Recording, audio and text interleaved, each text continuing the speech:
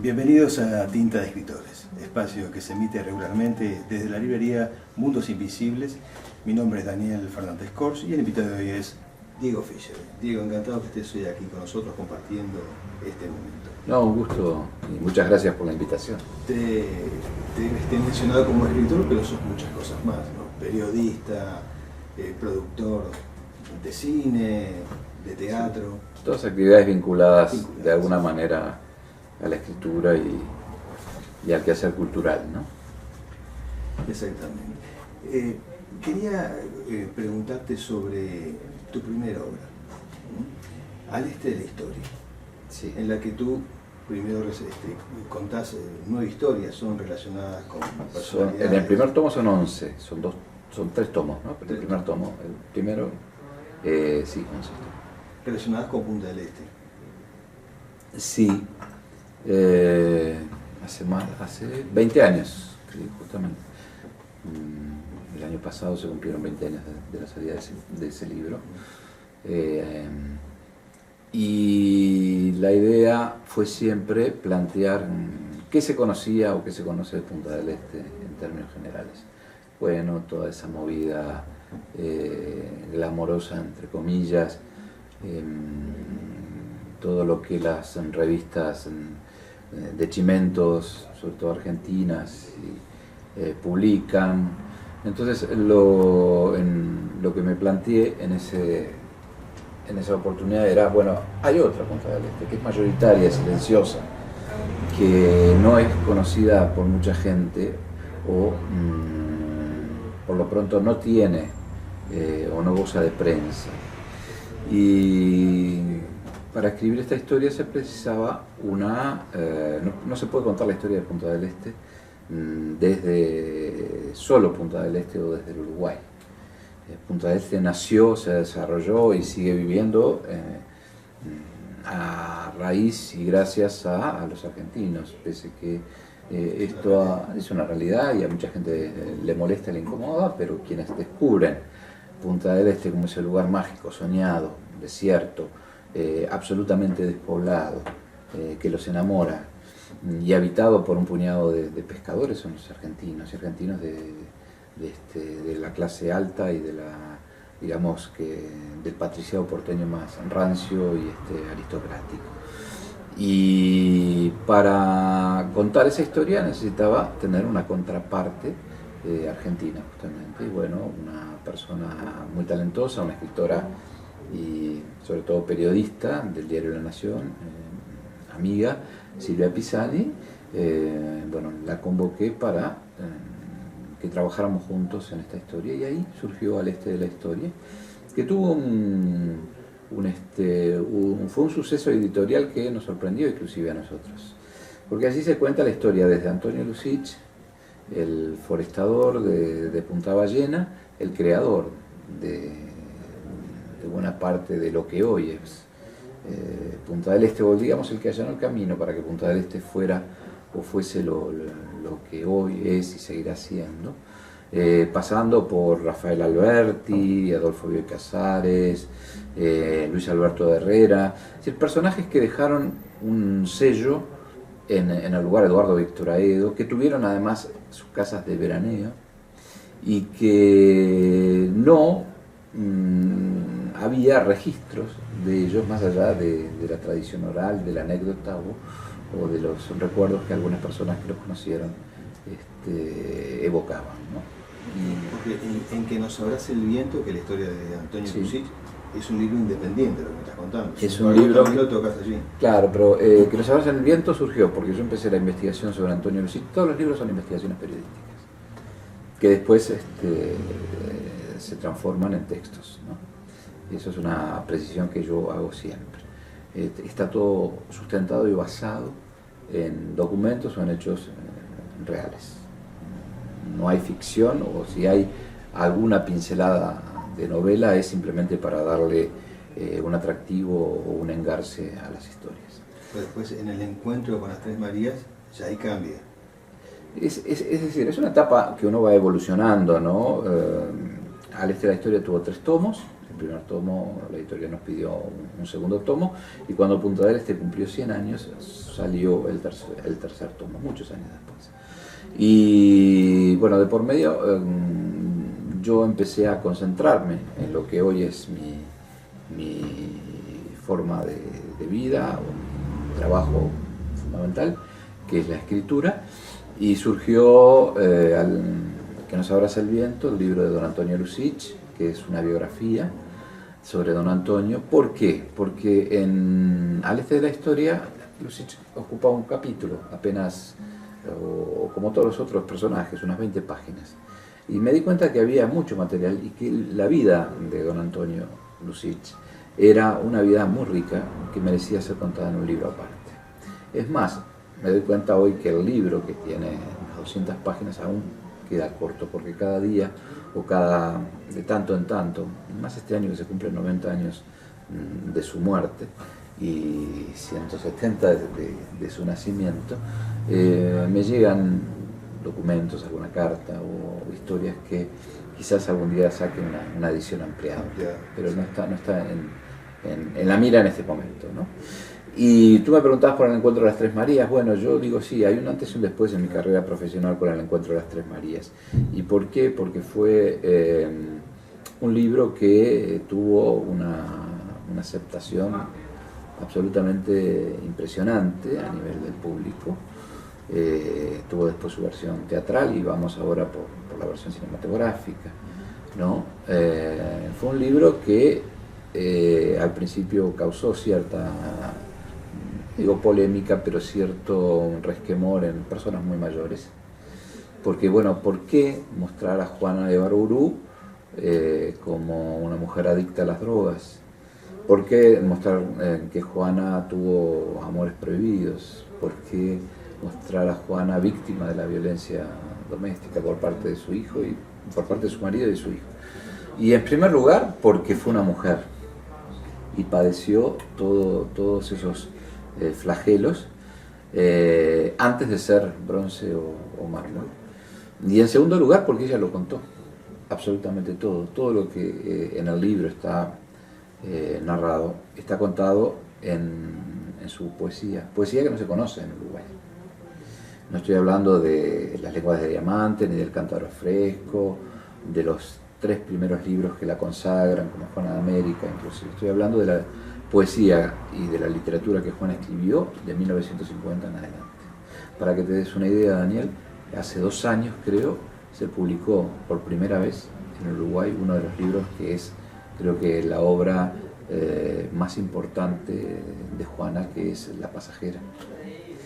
Ese libro se había publicado en Argentina y en España, pero en Uruguay no, porque ya Juana había sido sometida al desprecio y al silencio y al castigo que la sometió la generación del 45.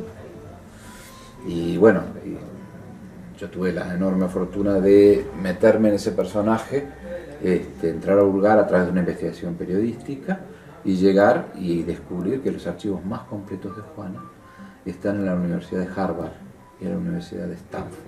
Y yo me pregunto de cuántos escritores de esa generación del 45, que dio figuras muy importantes, no lo vamos a negar, pero de cuántos escritores de esos están sus manuscritos, sus documentos en las 2 universidades o 2 de las universidades más importantes del mundo. ¿Tuviste alguna oportunidad de conocerla personalmente? No. Ningún tipo de acercamiento. El acercamiento es una cosa, yo creo que tenía un debe con Juana en este sentido. Yo cursé primaria en el Colegio Santa María de la avenida 8 de Octubre, que queda de la vereda enfrente de la casa de Juana 100 metros antes. Y cuando íbamos para el campo de deportes, en las viejas bañaderas, o cuando las maestras nos sacaban a pasear por el barrio, siempre nos decían, ahí vive Juana. Y lo que tengo muy claro y muy nítido en recuerdo, esa imagen de niño, y estoy hablando de un niño de entre 6 y 12 años, es una casa completamente cerrada, donde a través de una celosía en el primer piso se veía siempre una luz prendida. Todo eso alimentó también mi imaginación. Claro que sí. Y seguramente eso incidió de una manera muy importante, así como también fue fundamental. Yo en el año, cuando tenía 7 u 8 años, me enfermé de hepatitis. Después de las hepatitis había que pasarlas durante 3 meses en la cama. Lo padecí también. Ah, bueno, ¿te acordás de que se medían con cruces? Sí, sí. ¿No? Y recuerdo que leí mucho en ese momento. Afortunadamente vengo de una casa donde hubo siempre muchos libros. Y el primer libro que me dio en esa hepatitis fue Chico Carlos, que lo devoré en 1 o 2 días, ¿no? Siendo un niño de 7 años. Y bueno, creo que ahí empezó todo eso y después, bueno, hubo un elemento fundamental y detonante, mucho tiempo después, cuando empecé ya trabajando como periodista en Radio Sarandí. El único nombre que en el libro está cambiado por una razón de respeto, porque esa persona no está acá, no está en este mundo ya, es el de un médico muy prestigioso que atendió a Juana en determinado momento. Y en una oportunidad que lo fui a entrevistar por otra cosa, nada que ver con esto, estoy hablando yo muy joven, él me habló que tenía una carta de Juana, de una época muy terrible de Juana, y me la regaló, me la dio esa carta.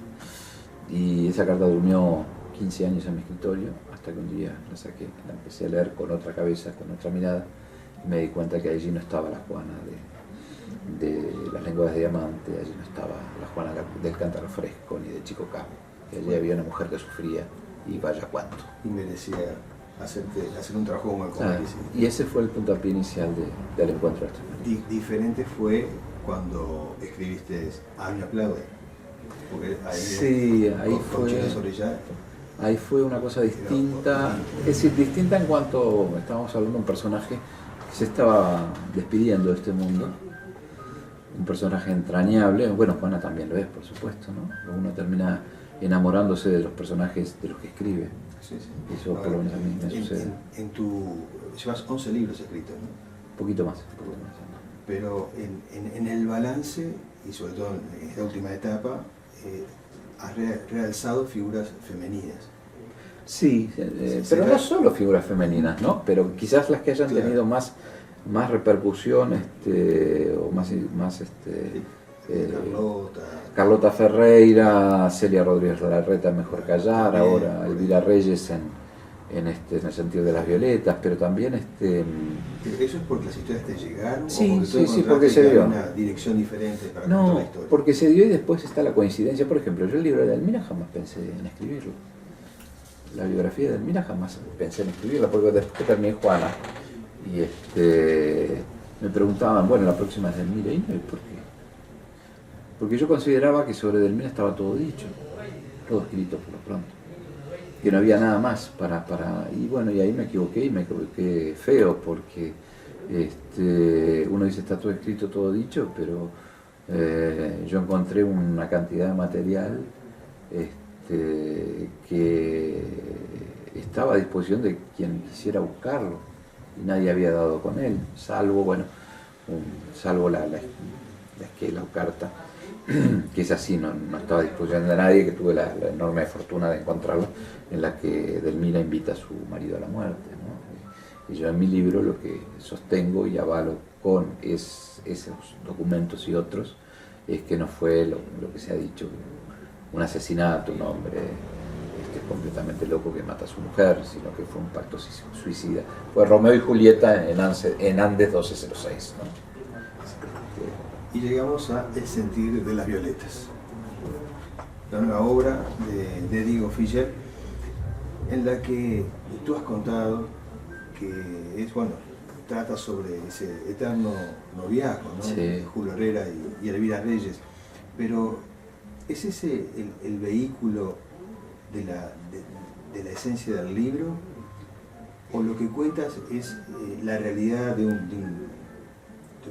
parte de nuestra historia, sí, donde quizás fuera muy distinto a la que hoy vivimos, ¿no? Se manejaban otros valores. Si vemos que Julio Herrera pasó todo lo que pasó y postergó ese casamiento en esas 3 oportunidades a lo largo de tanto tiempo. ¿Cómo era tomado en aquel momento la situación de Elvira Reyes, ¿no? De preparar 3 matrimonios que no se concretaban?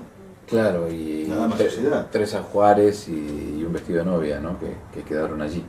El noviazgo de Elvira y Julio Herrera fue una historia que a mí me llegó a través de, como a mucha gente, de la tradición oral. Y en mi caso concreto, yo esta historia la había escuchado a mi abuela materna, que su juventud coincidió con, digamos, los últimos años de vida de Elvira Reyes. Era un tema recurrente en la sociedad montevideana, ¿no? La novia sin nupcias. Esa novia que esperó 50 años a su amado, y vaya, con qué paciencia y con qué amor y con qué dulzura. Pero claro, para entender esa relación tenemos que entender qué sucedía en el momento en el Uruguay a lo largo de todo ese tiempo. Esta historia, digamos, la historia de amor comienza durante el gobierno del presidente Berro. Ellos se conocen en la presentación en sociedad de Elvira. Elvira tenía 16 años en una gran fiesta que se da en la Quinta del Prado, la familia Viana Bustamante. Y bueno, y ahí hay un flechazo, ¿no? Elvira tenía 16, una mujer hermosísima, la menor de las 12 hijas o 12 hijos que tuvo el general José María Reyes. Y Julio Herrera era un hombre de 21 años. Estamos hablando de un país de gente joven. Eso es una puntualización muy importante. Julio Herrera tenía 21 años y ya era una figura que se perfilaba como muy importante a nivel periodístico, sin lugar a dudas, porque era periodista sobre todas las cosas, y políticamente también. Había 2 hombres que la alta sociedad, o las jóvenes y las madres de las jóvenes de la alta sociedad montevideana de aquel tiempo, tenían puesta la mira para sus hijas. Uno era Julio Herrera y el otro era Agustín de Bedia, uno colorado, Julio Herrera Lloves, y Agustín de Bedia blanco, que resultan ser después muy amigos y compañeros de exilio en varias oportunidades. Y allí empieza esa historia de amor que en su primer movimiento termina en el segundo gobierno de José Valle Ordóñez, en 1912, con la muerte de uno de los integrantes de esa pareja. Y bueno, imagínate las cosas o todo lo que pasó en ese Uruguay adolescente desde 1862 hasta 1912. Elvira muere en 1930. Y hay las cartas de esa mujer, y bueno, las cartas de Julio Herrera también, muestran a una mujer. Hoy hablamos de China, tú mencionabas a China.